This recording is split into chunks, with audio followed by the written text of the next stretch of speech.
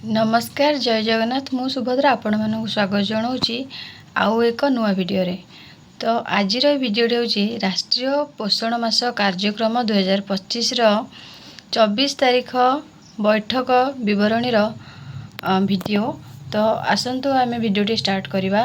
अद्यता 24/9/2025 तारीख बुधवार सकाळ 10 घटिका समय आम अंगनवाड़ी केन्द्र ठारे राष्ट्रीय पोषण मास कार्यक्रम 2025 पालन करा जायथिला। एही बैठक रे 3-6 वर्षर समस्त पिला अभिभावक जांच कमिटी मातृ कमिटीर सदस्य अंगनवाड़ी सहायिका और अंगनवाड़ी कर्मी उपस्थित थिले। आजिर विषय वस्तु हेउची IYCF। एही विषय वस्तु अंतर्गत दुईटी कार्यक्रम अछि। प्रथमटी हेउची प्रारंभिक स्तर रे स्तन्यपानर गुरुत्व विषय रे सचेतनता। द्वितीयटी हेउची अनुपूरक खाद्य विषय रे सचेतनता।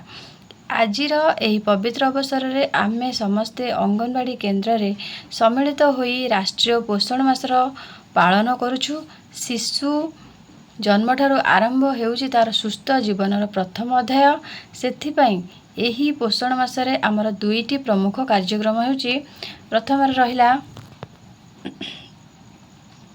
प्रारंभिक स्तर रे स्तन्यपानर गुरुत्व विषय रे सचेतनता।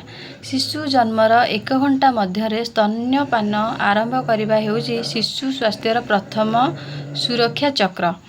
मार प्रथम हलदिया कष क्षीर रे कोलेस्ट्रॉल थाए। एथिरे थिबा पोषक तत्व और प्रतिरोधक शक्ति शिशु को रोगमुक्त और सुस्थ रखे।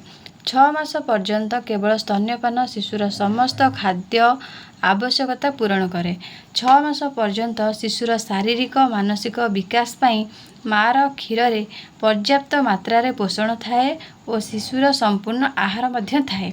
शिशु जन्मर 1 घंटा रे स्तन्यपान यह हेउची जीवनर प्रथम टीका। द्वितीय रहिला अनुपूरक खाद्य विषय रे सचेतनता।